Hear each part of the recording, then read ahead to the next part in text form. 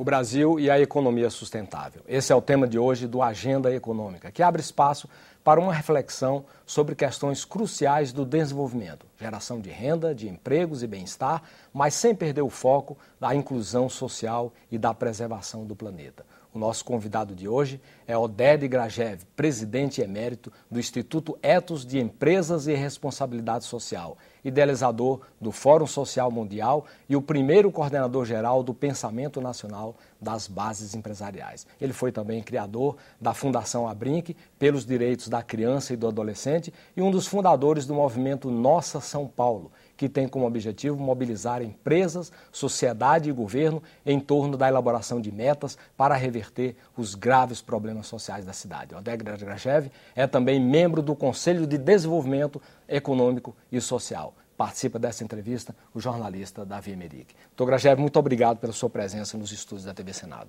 Obrigado pelo convite.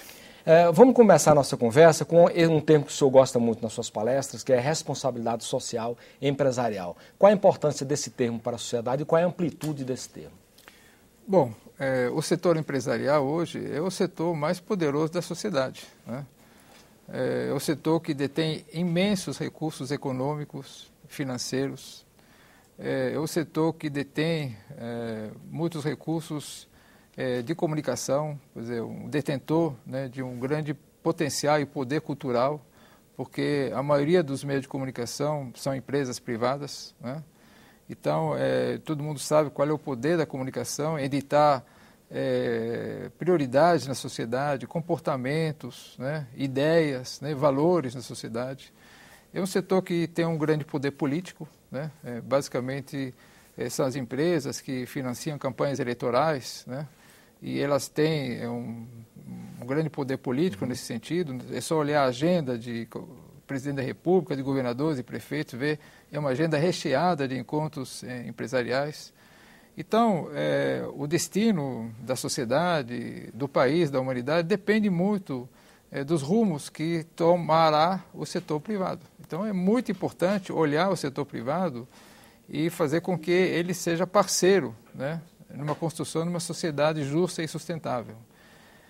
Isso depende muito da sociedade e de lideranças empresariais comprometidas com a responsabilidade social. Aliás, o que é a responsabilidade social empresarial, né? Muita gente fala, né? E talvez não tenha a dimensão exata, né? Tudo na vida a gente pode fazer de várias maneiras diferentes, né? O ser humano é dotado, né, da possibilidade de fazer escolhas, né, de como fazer as coisas. E a responsabilidade social é uma das maneiras de gerir uma empresa, né? E que maneira é essa, né? A empresa, ela impacta muita gente, né? Ela impacta trabalhadores, ela impacta fornecedores, ela impacta governos, ela impacta o meio ambiente, a comunidade, clientes, acionistas, enfim. E a responsabilidade social é a maneira de gerir uma empresa que leva em conta esses impactos, que se preocupa com esses impactos, que mede esses impactos e procura fazer com que esses impactos sejam positivos sobre as pessoas. Então, antes de qualquer decisão que a empresa toma, que afeta esses públicos, ela tem que pensar, essa decisão vai melhorar ou vai piorar a vida daqueles que são impactados por essa medida. E hoje em dia, nenhuma empresa pode dizer que não sabe o que é responsabilidade social empresarial. É só ver o que as entidades que trabalham com a responsabilidade social fazem. No Instituto Ethos nós temos toda a agenda de responsabilidade social e não só isso, indicadores que fazem com que a empresa pode medir seu grau de responsabilidade social, ela pode fazer um check-up e não só isso, ela pode saber o que ela tem que fazer para melhorar sua performance socialmente responsável e o que é uma atitude exemplar que alguma outra empresa faz, então se alguém já faz, ela pode fazer, que possa ser perseguido pela empresa. Então, esse movimento está crescendo, talvez não na velocidade que a gente gostaria, né? Porque nós estamos num momento de muita necessidade de urgência de mudança do modelo de desenvolvimento no Brasil e no mundo, mas ele está progredindo. Mas ele é muito importante, como eu disse, o setor empresarial tem tanto poder e, portanto, deveria ter muita responsabilidade sobre os destinos das comunidades. O senhor, nessa área que o senhor vem atuando, o senhor não fala como acadêmico e como estudioso, como temos muitos. O senhor fala com conhecimento de causa, até porque foi empresário, fundou um grande grupo de uma indústria de brinquedos chamada Grow, que o senhor não é mais o proprietário, mas o senhor conhece essa área profundamente, porque foi empresário referencial no Brasil. Mas o empresário, ele tem alguns princípios: minimizar custos, identificar oportunidades de mercado, potenciar lucros. Esses parâmetros são compatíveis com o conceito de responsabilidade social empresarial? Totalmente, porque a empresa, ela depende muito das pessoas, né? Ela depende dos seus trabalhadores, ela depende dos seus fornecedores, dos seus clientes, da comunidade. E as pessoas gostam de ser bem tratadas, né? E quem é bem tratado, geralmente trata bem quem o trata bem, né?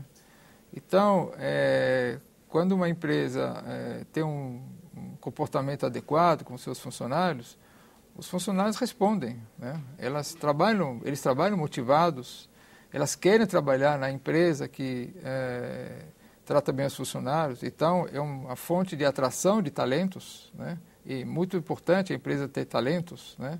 Trabalham engajados, trabalham motivados, isso é fundamental para qualquer empresa. Os consumidores olham essa empresa e dizem, bom, essa empresa é legal, né? É uma empresa que se preocupa com a gente, então eu vou dar preferência para essa empresa. A comunidade olha e diz, bom, eu vou apoiar essa empresa, né? Porque essa empresa é uma empresa que se preocupa com a comunidade. Então, várias estatísticas mostram que empresas mais socialmente responsáveis, a médio e longo prazo, são empresas, inclusive, mais bem-sucedidas e mais lucrativas. Não necessariamente a curto prazo, porque responsabilidade social, empresarial, significa também perder negócios, né? Se eu tiver que fazer negócios e para isso eu tiver que corromper alguém, eu vou perder o negócio. A curto prazo pode ser... É possível ter empresário honesto? É possível, não só teoricamente, porque eu conheço vários, eu tenho uma experiência de vida também que mostra isso. Então, se algum empresário chegar aqui ou qualquer lugar e dizer o seguinte, é muito bom, muito legal, na teoria ser socialmente responsável, mas na prática isso não funciona, porque se você for socialmente responsável, você vai à falência. Se você pagar todos os impostos, você vai à falência. Se você registrar todos os funcionários, você vai à falência. Porque ele diz que o concorrente não faz isso. É mentira. É mentira. Porque, não só porque eu acho que é mentira, porque existem inúmeros exemplos que mostram que você pode prosperar, você pode ser bem-sucedido, agindo honestamente e ético. É uma desculpa, né? É a mesma coisa, estou falando hoje nas questões das ONGs, né? Se fala muito nas ONGs. As ONGs são organizações. Aliás, quando a gente fala de responsabilidade social empresarial, é responsabilidade social das organizações em geral. Partidos políticos, entidades não governamentais, ONGs, universidades, etc. Então, por exemplo, muita gente dizia para mim, né, que eu desde a Fundação Abrinq, Instituto Etos, se você registrar todos os funcionários, você não vai ter capacidade financeira para levar adiante as coisas, se você não receber dinheiro público também você não vai adiante. Mentira de novo, quer dizer...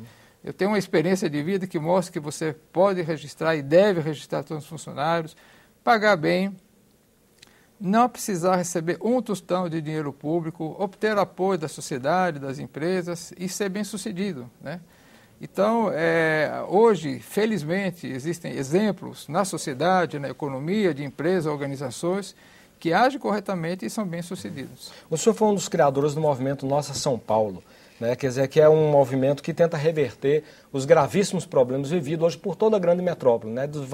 Esse problema, o leque enorme, que vai dos engarrafamentos até problema de menores na rua, coisas desse tipo.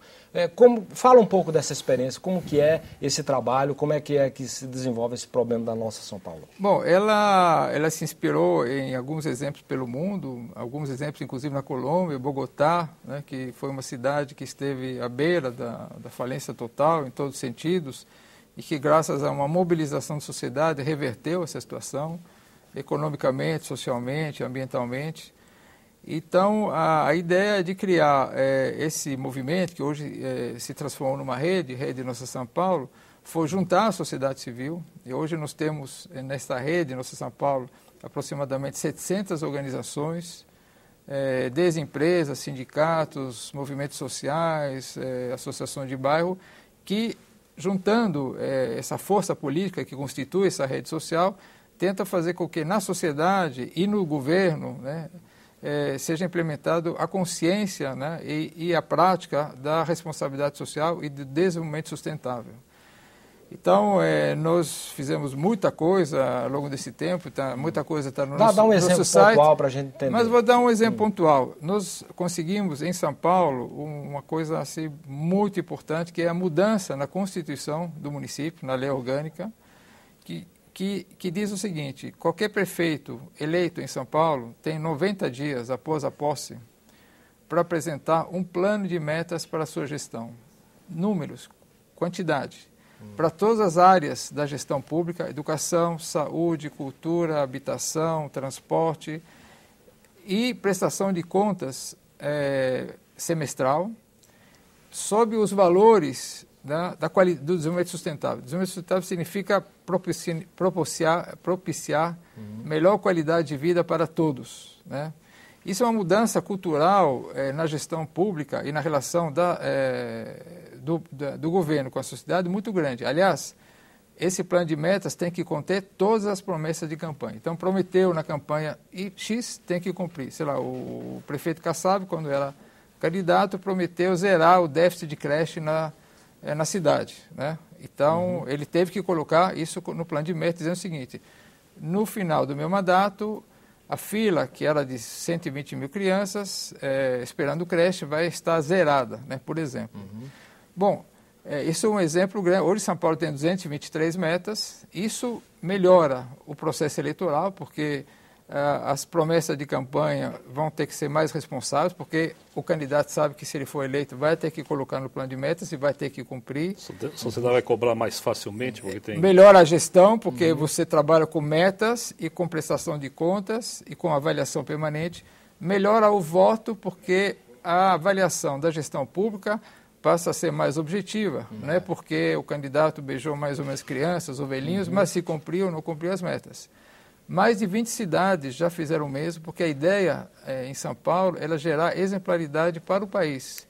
Hoje, no Brasil, se criaram mais de 40 iniciativas semelhantes e também na América Latina. Cidade sustentável, é exatamente.